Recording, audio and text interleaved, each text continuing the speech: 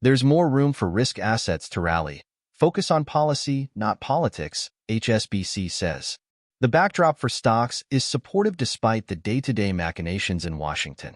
Investors' hopes that President-elect Donald Trump's nomination of Scott Bessent as U.S. Treasury Secretary perhaps signaled a less radical economic agenda may already have been tarnished.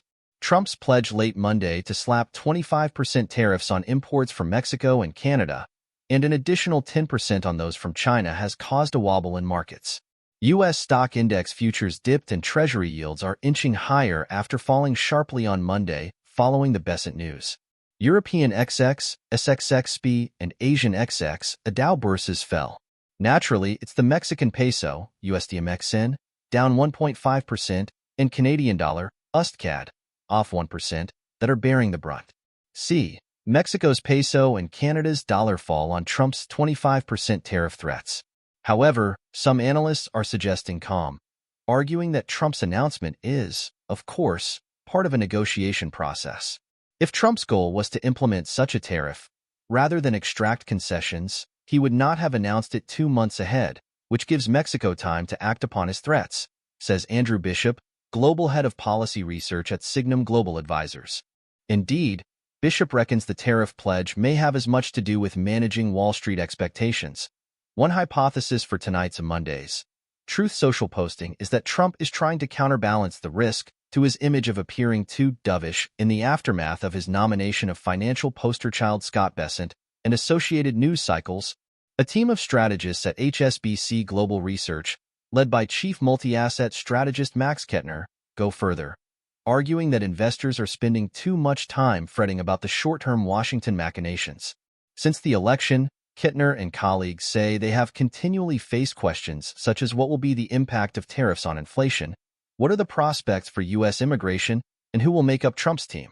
But, they ask, are these really going to be the drivers for markets in the next 6 to 12 months? The day-to-day politics may well be the drivers for the near term, but to us it's the policy setup that is much more crucial, say the HSBC team. And here, continued Fed rate cuts, a U.S. economy that's still growing nearly twice as much as potential, low near-term top-down earnings expectations, dissipating election-related uncertainty, and either unchanged or even more fiscal stimulus are all supportive drivers for risk assets in the next few months in our view, they say. In fact, they reckon that the focus on politics is actually preventing sentiment and positioning from becoming overstretched. Neither our short-term sentiment indicators are flashing any warning signs currently. Both are in neutral territory. Our aggregate sentiment contrarian sell signal stands at 5% while our aggregate contrarian buy signal remains at 8%, the HSBC team note. HSBC continues to favor Wall Street stocks because of U.S. exceptionalism, solid activity, and the reemergence of the Fed put, whereas they feel it's hard to go overweight European stocks because the region's core economies are struggling so badly.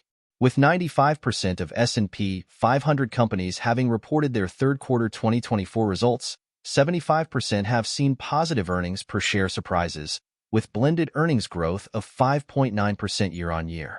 Importantly, forecast earnings growth for the fourth quarter is expected to more than double to 12%, HSBC notes. They particularly like U.S. banks and also remain positive on tech and the megacaps, despite their strong run this year. Overall, we position for a mini-reflation trade and also are more constructive on industrials, says HSBC. Markets. Risk on/risk off gauge. U.S. stock index futures, ES00, YM00, NQ00, are trading flat early Tuesday as benchmark Treasury yields BX, TMUBMUS 10Y rise. The dollar index DXY is a fraction higher, while oil prices, CL.1, Climb and Gold, GC00, is trading around $2.632 an ounce. The buzz. U.S. economic data due on Tuesday include consumer confidence for November and new home sales for October, both released at 10 a.m. Eastern. The minutes of the Fed's November FOMC meeting will be published at 2 p.m. The Biden administration said it would significantly expand coverage of anti-obesity medications for Americans with Medicare and Medicaid. Zoom Video Communications shares, ZM, are down 7% in pre-market action after forecast beating earnings and outlook still could not satisfy investors' expectations.